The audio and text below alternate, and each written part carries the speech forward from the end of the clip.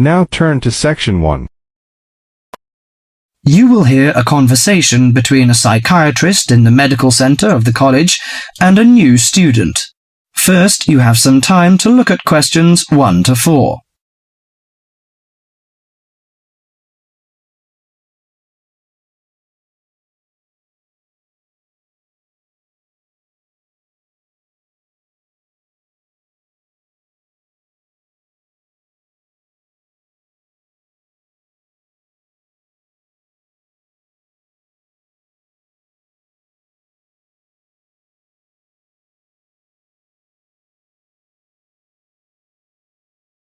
Now listen carefully to the conversation and answer questions 1 to 4. Hello, sit down, please. Thank you. Now, you are a new patient, aren't you? Yes, that's right. Okay, so I'd better get some basic details down first. Right, we'll start with your name. Martin Hansen. Do you spell that S-O-N or S-E-N? Hansen. Okay, and you're a first-year student? Yes, I am. Study in? Electronics, actually. I hope you enjoy it. Thanks. And your address? 2805 Hesperian Avenue, Hayward. 2805 and Hesperian. Yes, that's Hesperian. Hayward, Hayward. And your phone number? 734-246-55. 734-264-55. No, you got the 6 and the 4 the wrong way round. It's 246-55. Huh? Sorry, right. And, when were you born? The 15th of June, 1986. Here in New Zealand? No, I was born in Sydney. Before you hear the rest of the conversation, you have some time to look at questions 5 to 10.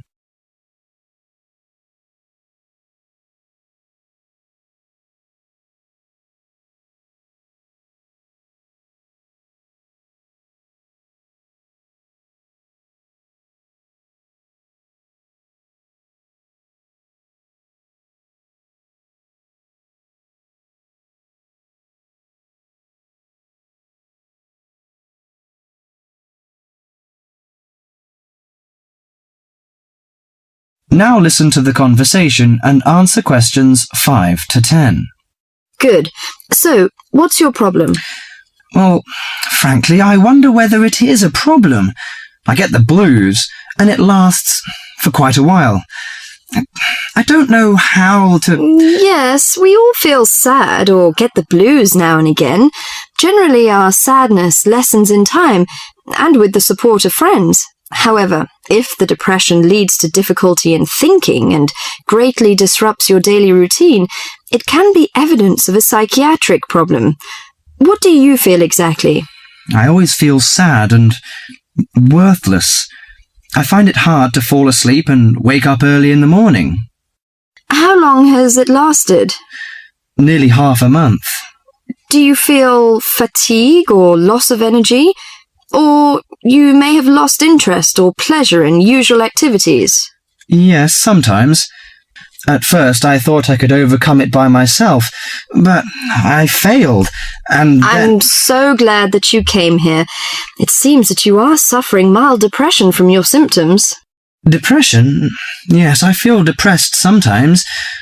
But why would I... Depression may occur as a result of biochemical changes in the body. Alcohol, amphetamines, cocaine, and LSD can bring on depression.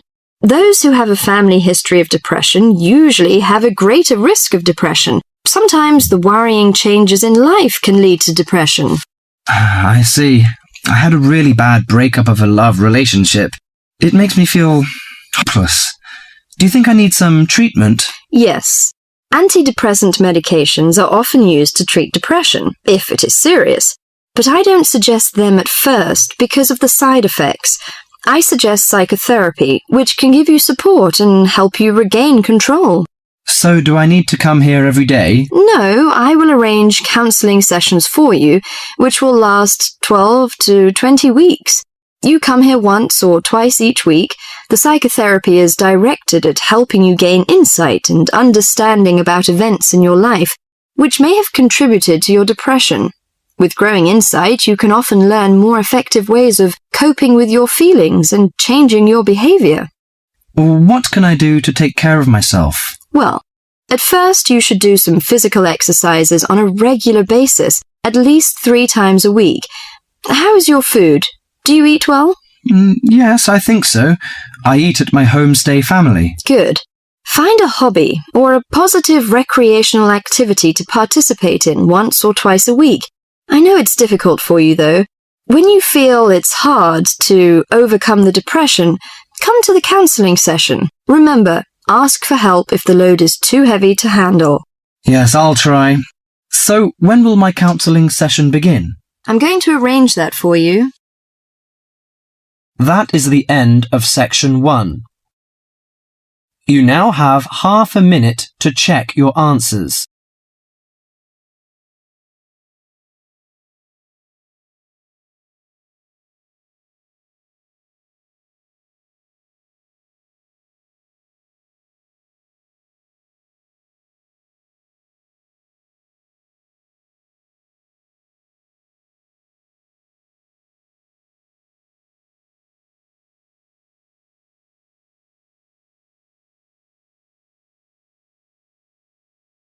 Now turn to Section 2. Section 2. You are going to hear an interviewer who is interviewing Alan. He made a great discovery of Mungo National Park. First look at questions 11 to 15.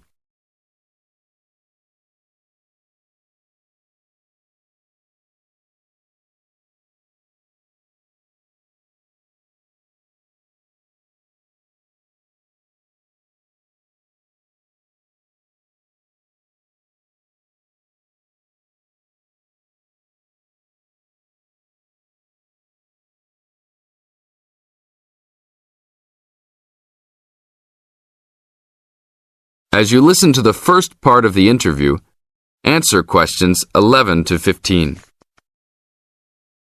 An event occurred in 1996 over a period of 3 days that attracted considerable attention at the time and led to a new find in Mungo National Park, which is the focal point of the Willandra Lakes World Heritage Area in New South Wales, Australia.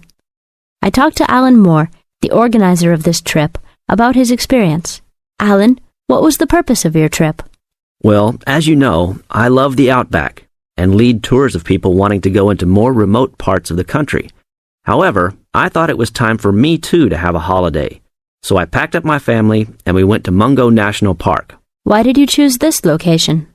It holds a record of Aboriginal life stretching back over 40,000 years.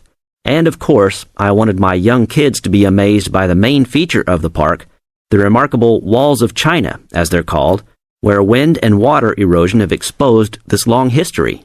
I see. What was the weather like? It was unusual for that time of year. The rain was just one continual downpour after another. We were always soaked to the skin. So we decided to cut our holiday short and only stayed 3 days in the end. However, it was eventful. The obvious problem was to get back to the nearest town, a small place called Burunga. But the dirt roads out there are always impassable after rain, so we settled down for a long, wet wait in the park. We didn't really mind because the scenery was so interesting. However, the kids wandered away without our noticing, and eventually we realized they must be lost. So we used our two-way radio to contact the park rangers and the police, and a helicopter was sent. Luckily, the kids were found within a few hours, but they'd made an important discovery. Now look at questions 16 to 20.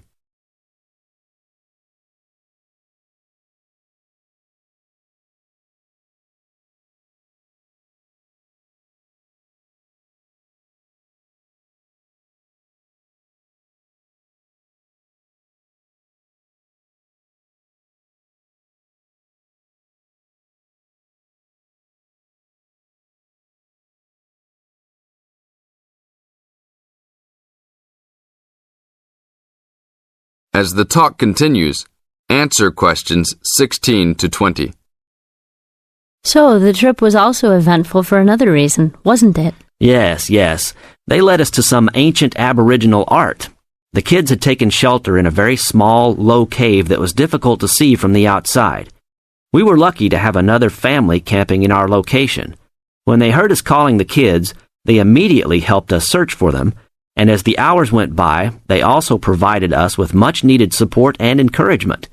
We really appreciated their help, and as we were already soaked through after looking for the kids for a couple of hours, they even made sure we had enough dry clothes to wear. The park ranger managed to get through to us to lead the search, and when the helicopter pilot notified us by two-way radio that he'd seen the children but was unable to land nearby, we were able to eventually find them very excited about what was in their little cave. And what did you think of their cave? Well, after squeezing in, I must say I was impressed, and managed to take a few photos of it before we left. There were many faint markings and dots on the wall. It was difficult to tell what they represented because they were so small, but people from the museum who have since visited there said the markings were similar to some other findings in the area, and later confirmed they were very old. Although it's now a protected site, the children like to call it their cave, and are allowed to visit it when a ranger can go with them. Thank you, Alan. If you go to Mungo National Park, you can see the entrance to the cave and some of Alan's photos at the ranger's station. Alan continues to lead tour groups in the outback, and if you want further information... This is the end of Section 2. Now you have half a minute to check your answers.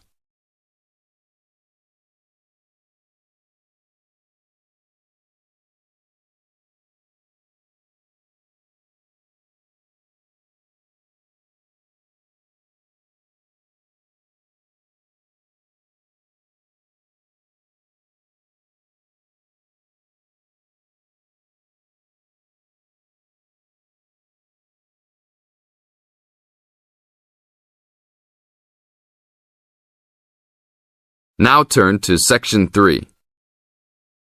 Section 3. You are going to hear a conversation between a student and a tutor. First, you have some time to look at questions 21 to 25.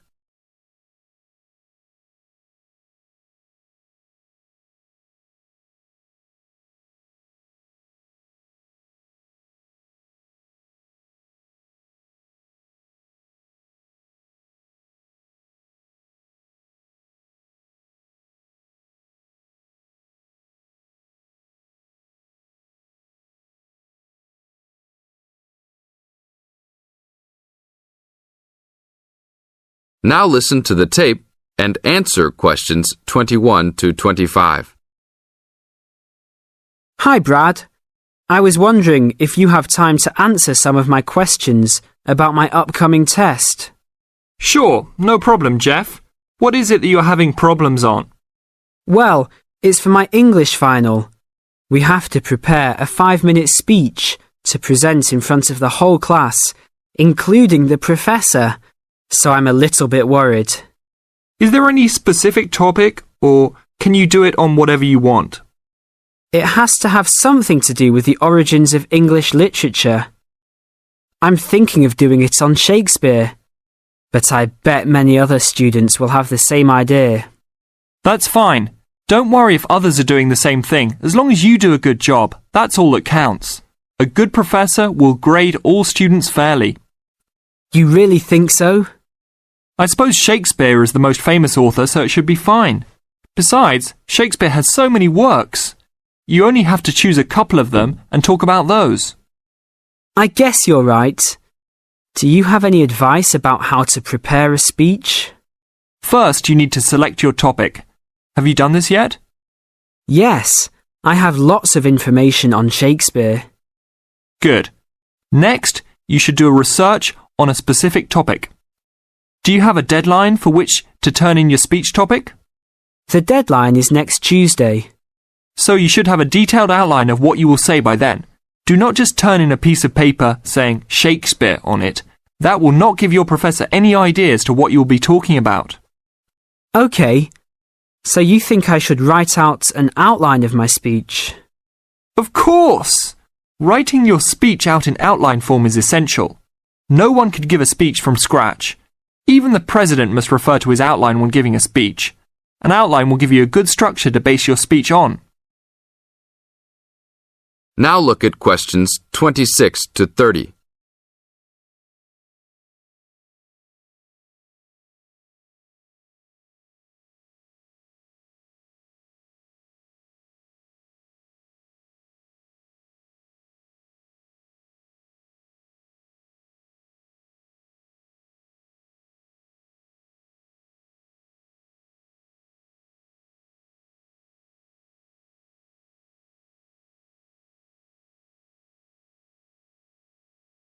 Now listen to the tape and answer questions 26 to 30.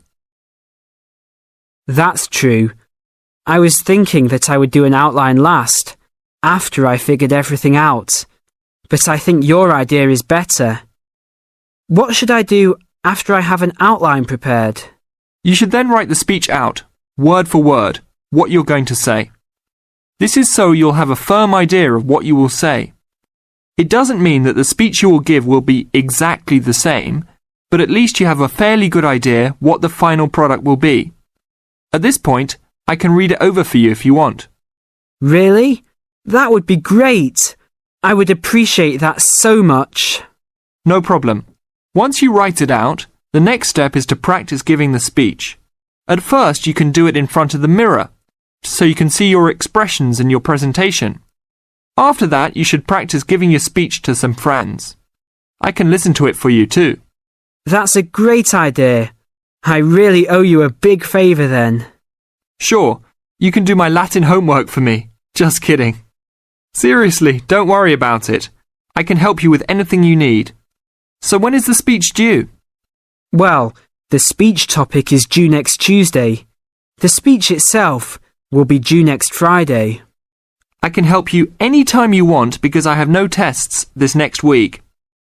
Besides, I'm an English major and Shakespeare is one of my favourite authors, so helping you out will be no big deal. Thanks so much. Well, I'm going to the library to get started on all this. I'll call you tomorrow.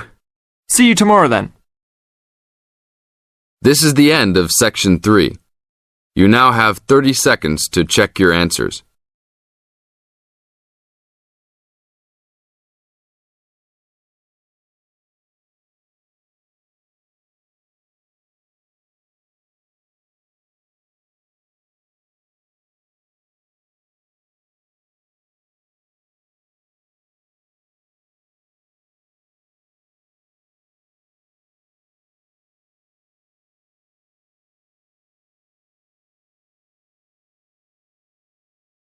Section 4.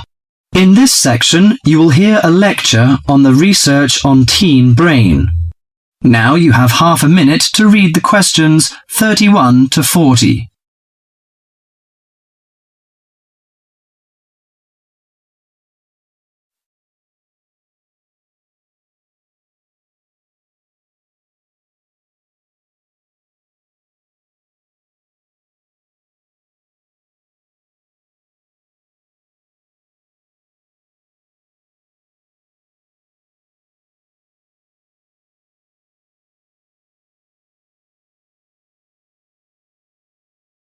Now listen to the lecture and answer questions 31 to 40.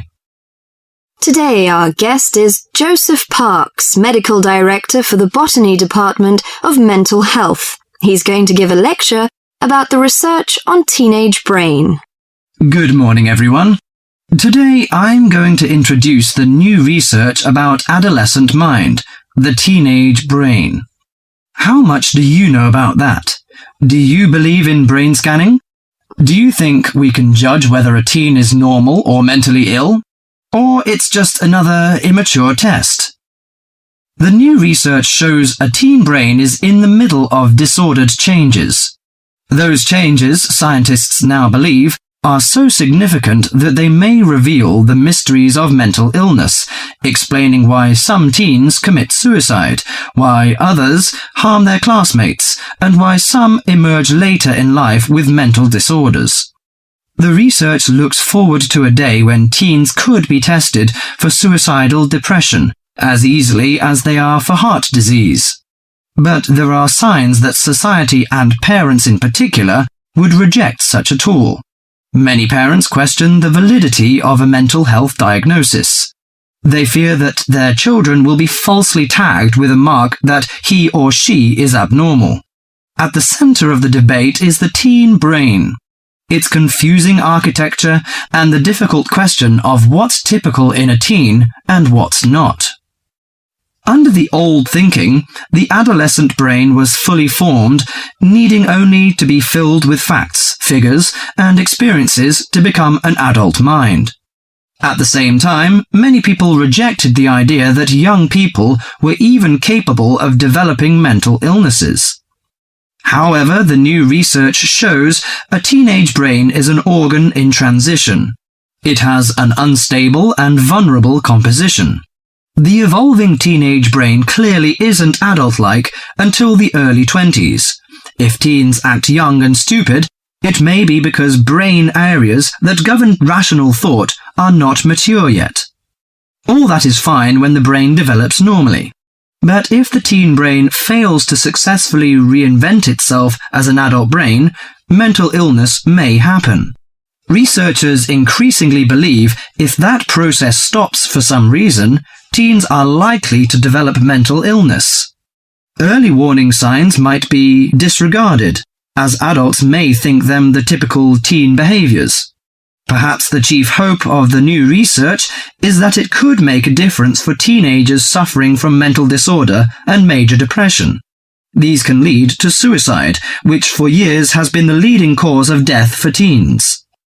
Until recently, scientists couldn't peer into living brains to look for changes associated with normal development or mental diseases. That is beginning to change as researchers develop ever more sensitive brain scanners. However, the composite pictures are somewhat misleading. A snapshot of an individual brain may fall somewhere between normal and mentally ill. For now, psychiatrists and psychologists must still rely on interviews and observations of children's behavior to diagnose mental illness. That is the end of section 4. You now have half a minute to check your answers.